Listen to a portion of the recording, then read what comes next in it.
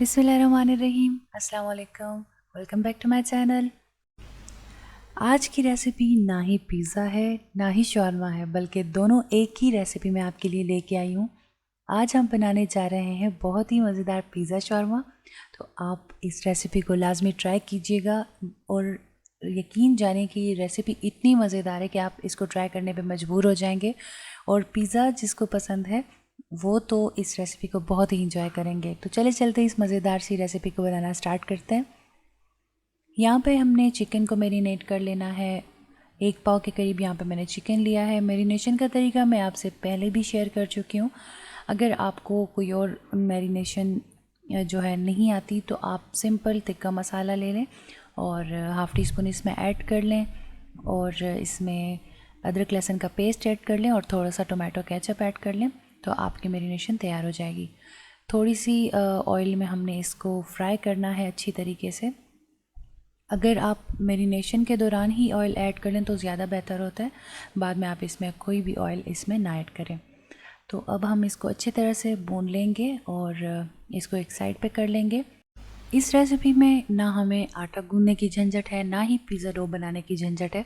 यहाँ पर सिंपल आपने पीटा ब्रेड लेना है और इसको थोड़ा सा सेक लेना है। और पीटा ब्रेड की रेसिपी अगर आपको चाहिए तो मैं ऑलरेडी शेयर कर चुकी हूँ, डिस्क्रिप्शन में लिंक मिल जाएगा।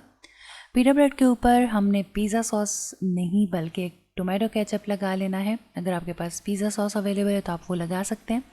और जो हमने चिकन इसमें फ्राई किया था वो इस पर ऐड कर लेंगे और इसके ऊपर से अच्छी तरह से फैला देंगे।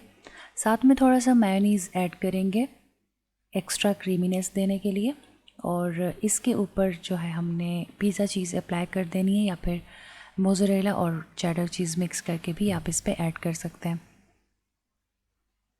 इस तरह से हमने चीज़ के श्रेड्स बना लेने हैं और इसके ऊपर डाल देना है अच्छे तरीके से। इट्स अप टू यू, अगर आप इसमें मज़ीद वेजेस वगैरह डालना चाहते हैं या फिर आप कोई और चीज़ ऐड करना चाहते हैं तो आप इस पर ऐड कर सकते हैं। और इसके ऊपर अब हमने ऐड कर देनी है थोड़ी सी सब्ज़ियाँ जैसे कि शिमला मिर्च और साथ ही साथ हमने इस पर प्याज भी ऐड कर देने हैं इस तरह से स्लाइसेस में कटे हुए।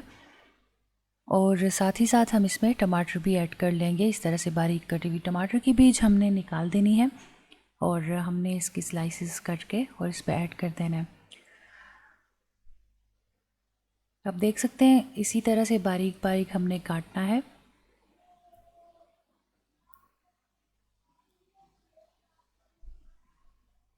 तो अच्छे तरीके से हमने सारी सब्जियां इसके ऊपर डाल देनी है। और अब इसके ऊपर जो है हमने स्वीट कॉर्न डाल लेना है। अगर स्वीट कॉर्न आपके पास नहीं है तो आप बिल्कुल इसमें ऐड ना करें, ये ऑप्शनल है।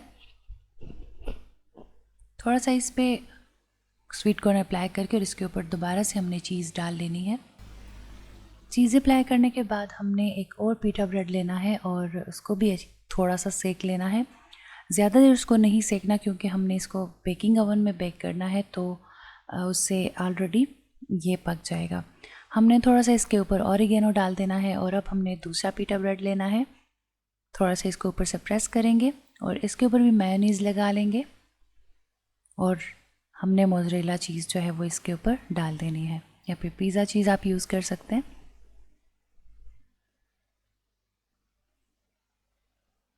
तो अच्छे तरीके से चीज़ इसके पे अप्लाई कर देंगे और 180 डिग्री पे हमने 10 मिनट के लिए प्री हीट कर देना है अवन को।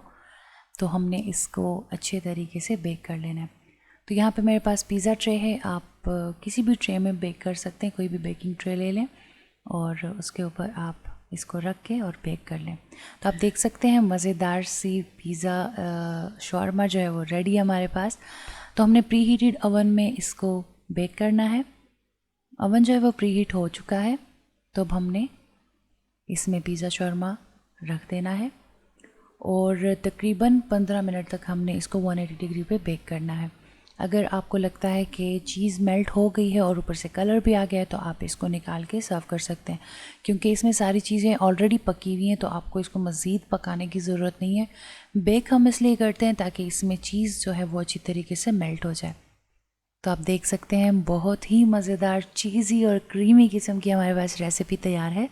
लाजमी ट्राई कीजिएगा और मुझे अपना फीडबैक दीजिएगा। चैनल को सब्सक्राइब करना ना भूलिएगा। रेसिपी पसंद आने पर इसको थम्स अप दीजिएगा और अपने फ्रेंड्स एंड फैमिली के साथ शेयर कीजिएगा। मिलते हैं किसी ऐसी ही आसान रेसिपी के साथ। तब तक के लिए अपना बहुत सारा ख्याल रखिएगा। मुझे दुआओं में याद रखिएगा। अल्लाह हाफिज़।